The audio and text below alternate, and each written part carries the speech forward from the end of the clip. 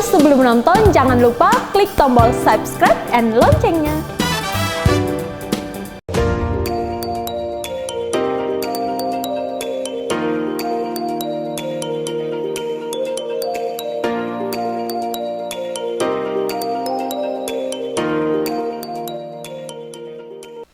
Para pemirsa Aljon yang berbahagia, kembali bersama saya Prayudha Mulyo dalam acara Komunikasi bersama 3 narasumber yang sangat istimewa, Bapak Agus Susanto, Bapak Sudarto, dan Bapak Darmono.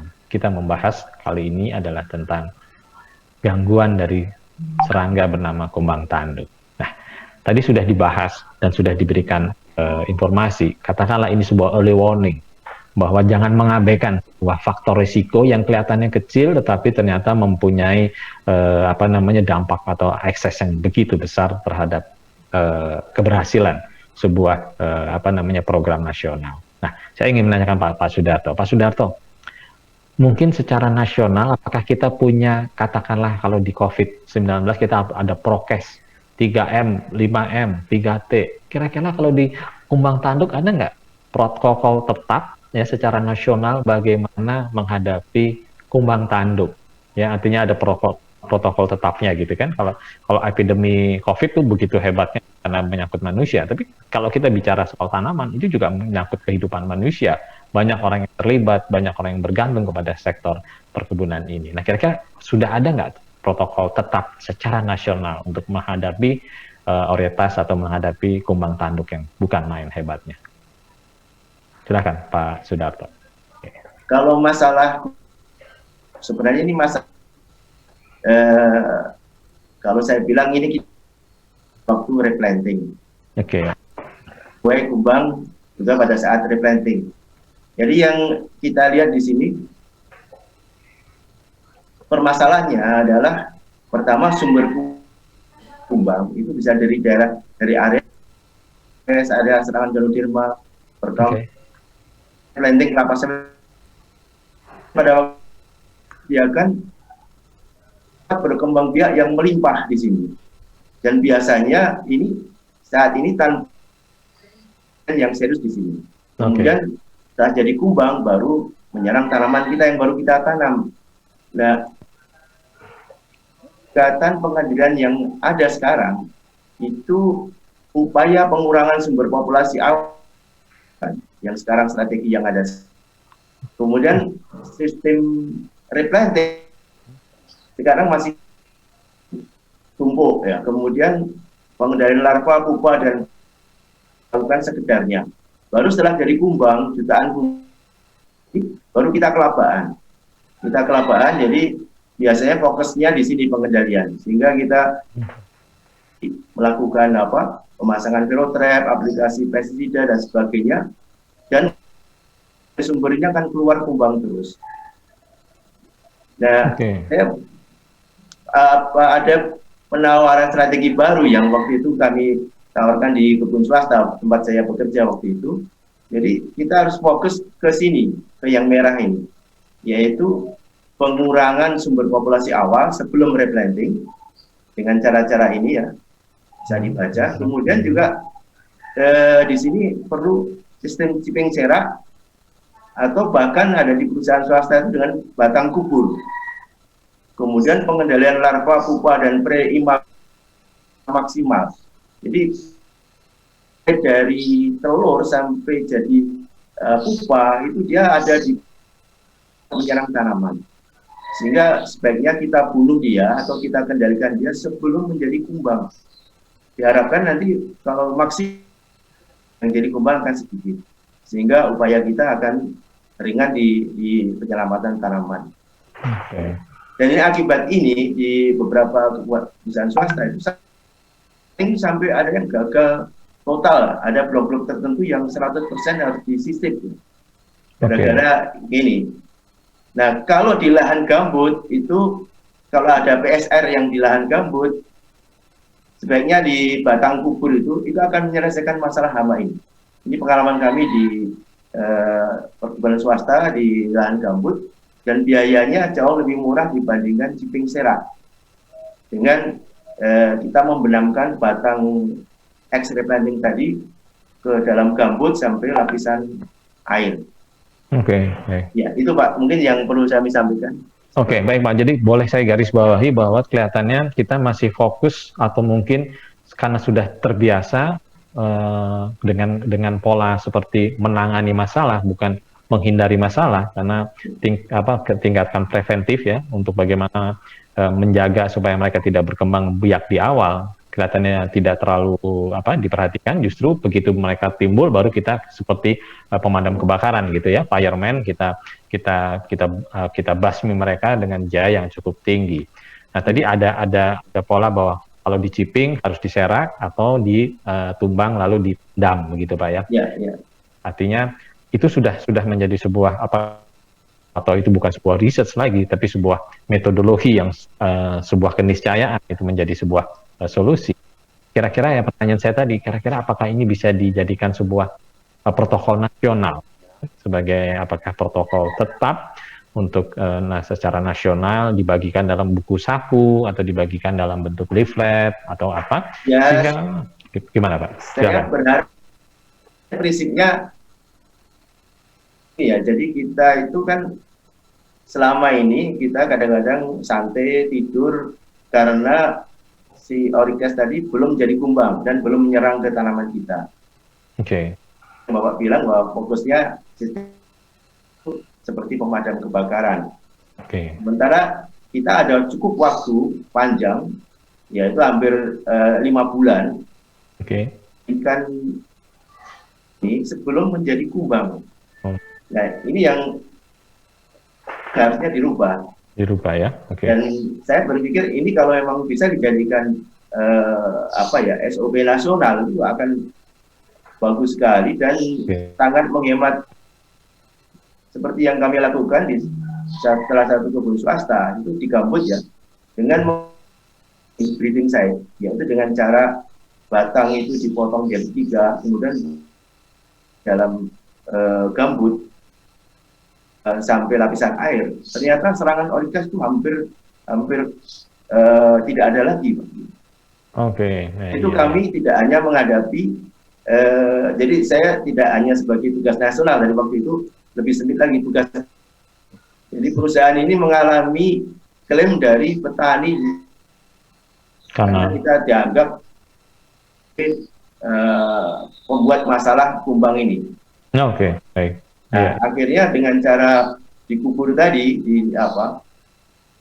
bisa selamat dari tuntutan mereka, karena kita kan bahwa di tempat kami itu sebagai tempat berkembang biak kumbang ini.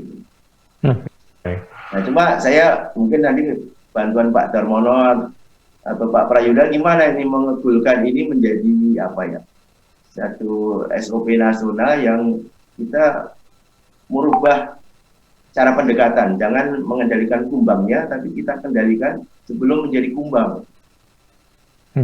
Ya betul Pak. Jadi memang kita kadang-kala paham tentang sebuah bahaya, tapi kita lebih senang mengatasi bahaya daripada mencegah bahaya itu ya. Berarti artinya sebuah kecelakaan sebetulnya, katakanlah kalau kita naik motor kita naik helm, tapi kalau kejadian kecelakaan kita lebih baik ke puskesmas terdekat dibanding kita pakai helm gitu ya. Nah sekarang kalau saya ke Pak Agus, kira-kira kalau salah satu lokomotif sawit Indonesia adalah PPKS lah ya. Nah, PPKS sendiri kira-kira kalau bicara tentang kumbang tanduk ini menjadi prioritas nggak? Atau lebih kepada pembenihan saja atau kecambah? Atau sudah ada kecambah anti kumbang tanduk mungkin Pak? Nah kira-kira nggak suka pahit gitu ya, tanaman yang dari benihnya PPKS pahit, jadi sehingga mereka tidak mau memakai tanaman itu. Pak ya, kami kan PPKS itu menjalankan tugasnya itu kan dari hulu sampai hilir. Nah, termasuk hama penyakit ini kan termasuk tugas saya ini, tugasnya Pak Darto saya dulu itu. Kita harus juga fokus mengendalikan hama-hama utama, salah satunya di Orikes ini. Oleh karena itu sebenarnya Pak, itu di peneliti hama penyakit itu sudah sepakat juga semua itu yang disampaikan Pak Darto itu.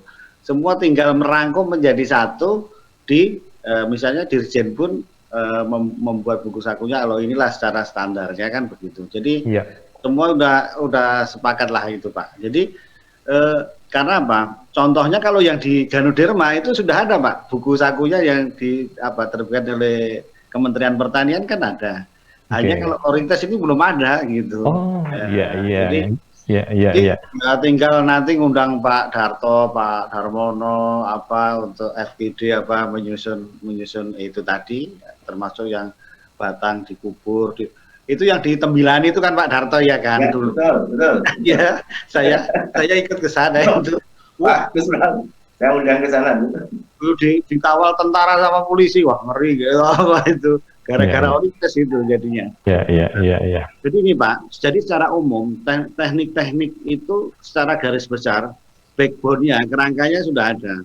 Jadi kalau larva ya dikutip, itu sudah sampai pengendalian kuratifnya. Sehingga tinggal nyusun aja ya sebetulnya, sehingga panduan bagi masyarakat atau pekebun sawit sudah ada. Nanti ini tugas Bapak lah ini sama Pak Darmono biasanya ke atas.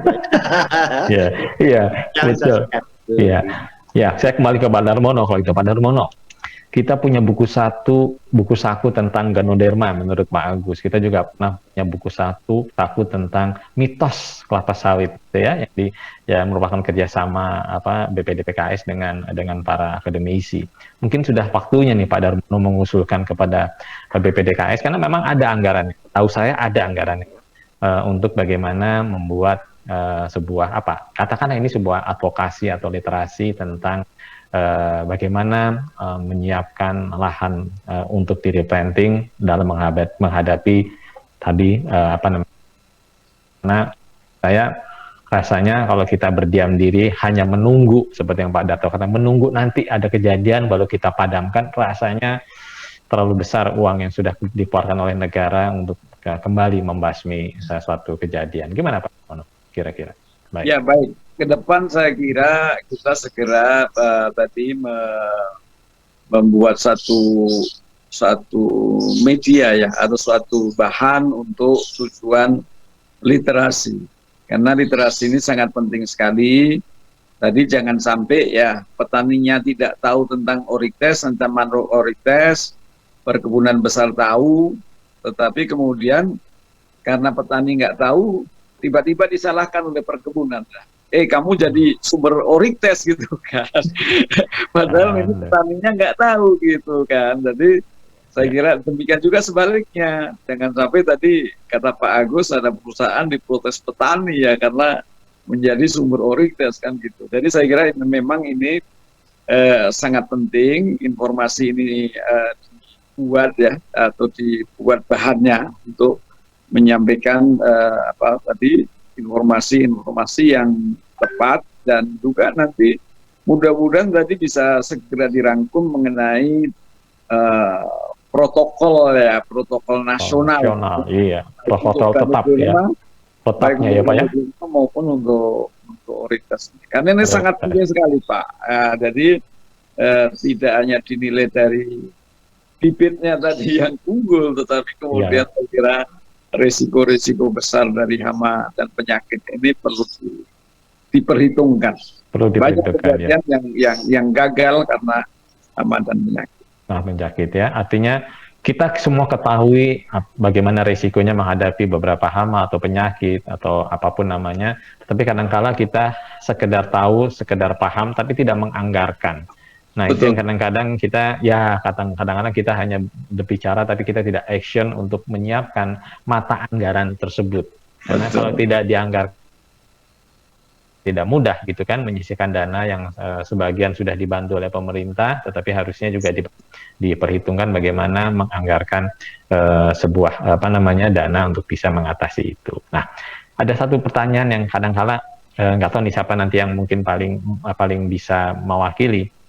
Kalau kita bicara PSR, pasti tentunya bicara menanam baru. Nah, kalau menanam baru ada masa TBM. Masa TBM itu kadang-kala selalu sering diartikan ada tanaman selak nih, gitu kan, daripada nunggu belum menghasilkan selama 48 bulan atau 60 bulan, gimana kalau kita menanam selak gitu ya, tanaman selak gitu ya, apakah namanya palawija atau apapun namanya. Nah, kira-kira tanaman-tanaman selak itu memicu resiko lagi nggak terhadap berkembang biaknya Orites?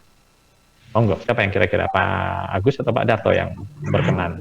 Om Lee? Karena tanaman sela ini kelihatannya menjadi sebuah keniscayaan untuk mengisi waktu ya, sementara belum tertutup kanopi ya, masih ada sinar matahari, masih ada angin dan seterusnya, lalu ditanam tanaman-tanaman sela yang katanya bisa mendapatkan tambahan lah bagi petani. Nah, kira-kira ini menjadi breeding site atau menjadi pemicu nggak berkembang biaknya varietas ini, Pak? Silakan, Pak.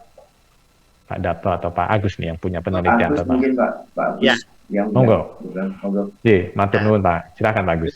Terima kasih, Pak. Jadi memang salah satu pertimbangan dari PSR ini kan awal-awalnya dulu kan bagaimana menyiapkan petani itu supaya tidak kehilangan pendapatan masa TBM. Salah satu yang diusulkan itu kan memang intercropping, menanam tumpang sari, tanaman sela dan sebagainya. Oleh karena itu beberapa daerah justru memang menganggarkan khusus untuk membantu petani-petaninya, disediakan bibitnya kedelai, jagung dan sebagainya supaya bisa aman. Kalau dilihat dari kajian hama penyakitnya, Pak, justru positif, Pak. Ini kebetulan saya ikut mengamati. Waktu itu saya diundang intercropping di PSR di replanting, Pak. Waktu itu ditanam sorghum, Pak. Sorghum. Jadi ditanam sorghum. Hanya nanti untuk tanaman selain ini memang harus dipikirkan pasarnya itu tadi, terus tata niaganya ya. Tata niaganya, kemudian kemudahan menanamnya, kemudian kalau bisa ya mudah dan hasilnya tinggi memang gitu.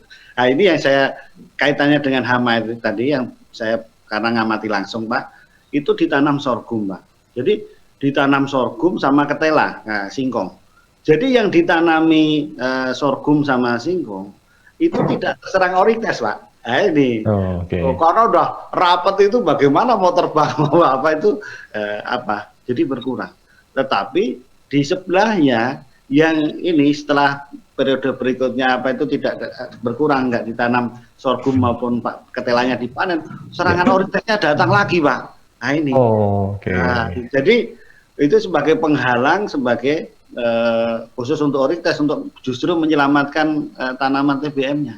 Nah, itu kalau memang harus diatur supaya tidak keoman itu nutupi supaya tidak etiolasi, Pak. Itu aja lingkarannya, sehingga dari segi pendapatan petaninya untung, dapat tambahan pendapatan, untung sawitnya juga itu, Pak, tidak terserang orites. Jadi pernah terjadi, Pak. Ini pengamatan kami di tebing tinggi sini, Pak, di suatu perusahaan. Jadi, ini salah satunya manfaat dari tanaman sela ini bisa mengendalikan hama orites, Pak. Nah, ini kebetulan kita berbicara masalah orites pula ini, pas pula ini. Pas, alhamdulillah. Ya. Jadi artinya di tanaman sela kelihatannya justru bisa menghambat atau paling tidak bisa ada satu barriers bagi mereka. Nah, kira-kira kalau udah jadi tanaman menghasilkan, kira-kira ada barriers lagi nggak yang bisa kita gunakan agar mereka tidak berkembang biak? Iya, Pak. Kalau udah TM kan sudah ketemu, Pak, kanopi. Ya, jadi tanaman sela biasanya tidak sudah sulit untuk berkembang. Hanya sekarang ini, Pak, kami mengembangkan tanaman baru. Nah, gitu ya. Sekarang baru ngetren, Pak. Wah, itu. Jadi kami coba tanam porang, Pak, yang memang tahan naungan.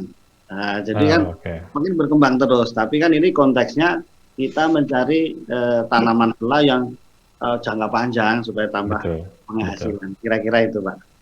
Baik, Pak. Jadi artinya di tanaman belum menghasilkan, tanaman sela membantu ya menahan atau membuat satu entry barriers mereka untuk bisa mengganggu tanaman kita. Lalu sekarang sedang lagi ada di tepi bagaimana menjaga tanaman menghasilkan untuk bisa menjadi entry barriers tadi bagi si kumbang tanduk. Nah, kira-kira, Pak, kalau mau kasar-kasaran ngomong nih, mungkin Pak Darmono kali pernah melihat, Pak, kalau dalam sebuah mata anggaran gitu kan, mereplanting ya, ada 30 juta dari pemerintah, lalu ditanya bisa dari perbankan atau dari tabungan petani. Nah, kira-kira berapa rupiah sih, Pak, yang perlu kita anggarkan per hektarnya agar petani bisa atau program PSR ini bisa punya fokus sedikit, katakanlah tidak fokus, punya mata anggaran untuk memperhatikan beberapa resiko-resiko yang tadi Bapak katakan jangan diabaikan karena ini potensinya besar. Kira-kira berapa rupiah sih, Pak, yang perlu perlu kita anggarkan. Baik, sebenarnya ini yang lebih berpengalaman Pak Agus nih. Oh, Pak Agus lagi, yo, silakan. Gimana? Bisa begini Pak Darto juga ya, karena di dalam replanting standar ya di perusahaan-perusahaan itu ada nilai tertentu ya. Saya nggak tahu apa masih 50 juta per hektar atau tidak. Tetapi dengan sekarang ada upaya untuk pengendalian Ganoderma dan urites ya, tentu ada tadi ya penambahan yang cukup ya. Kalau nggak salah 10 juta ya Pak Agus ya, mungkin Pak Agus nanti bisa konfirmasi lagi.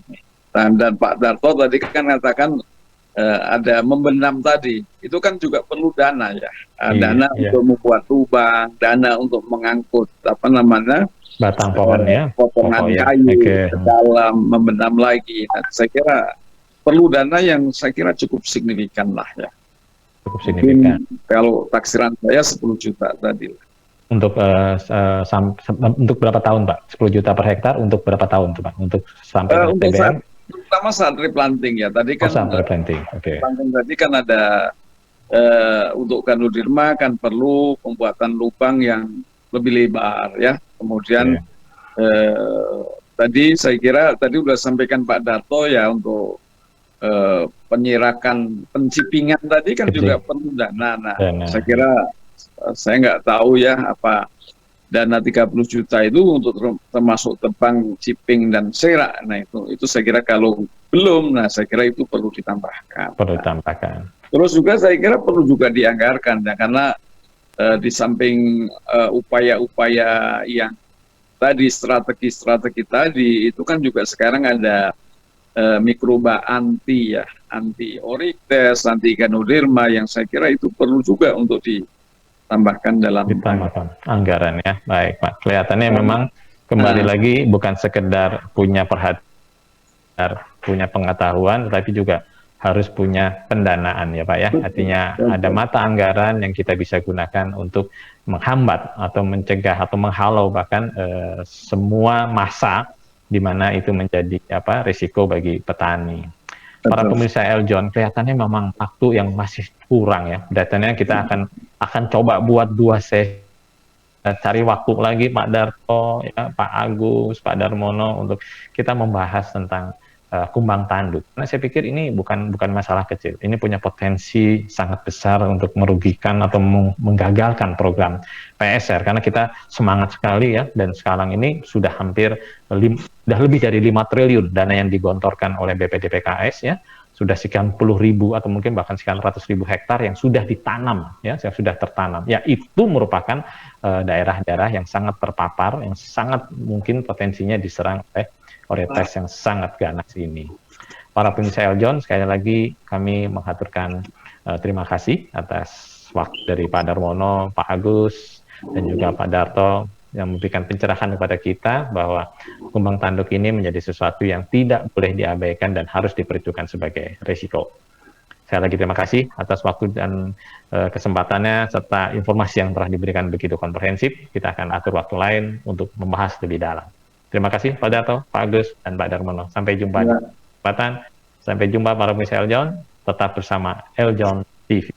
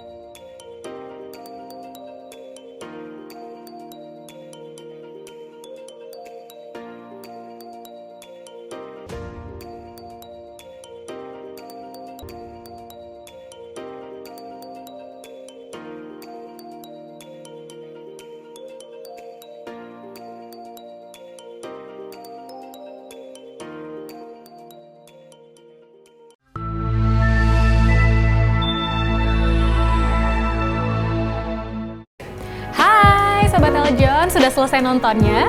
Jangan lupa like, subscribe, dan tekan loncengnya untuk dapat update terbaru dari Eljon TV.